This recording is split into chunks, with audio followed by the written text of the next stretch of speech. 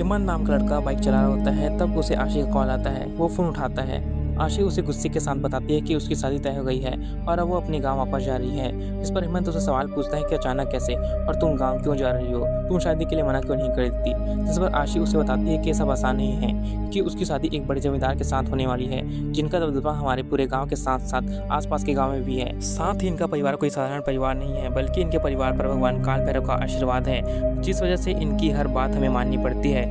हेमंत को कुछ समझ नहीं आ रहा था कि आशी क्या कह रही है।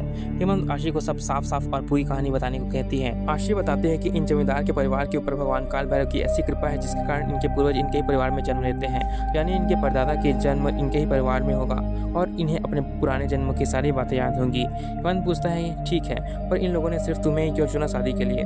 आशी बताती है कि इनके परिवार में बच्चे के जन्म लेने के बाद गाँव में जो भी बच्ची जन्म लेती है, उसका विवाह उसी बच्चे के साथ होगा और मेरा जन्म इस जमींदार के बाद हुआ है, इस कारण मुझे इससे शादी करनी ही होगी। हेमंत पूछता है कि क्या कोई दूसरा तरीका नहीं है, जिस पर आशी उसे बताती है कि दूसरा तरीका भी है। हेमंत पूछता है क्या?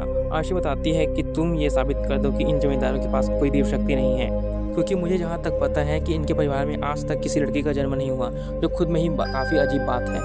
हेमंत कहता है कि मैं ये कैसे करूँगा, जिस पर आशी कहती है कि मुझे नहीं पता, पर तुम्हें ये करना ही होगा और अब मैं अपने गाँव जा रही हूँ और तुम्हें भी ये काम जल्द ही करना होगा, क्योंकि 3 हफ्ते बाद मेरी शादी है। और ये कहकर आशी फ़ोन रख देती है।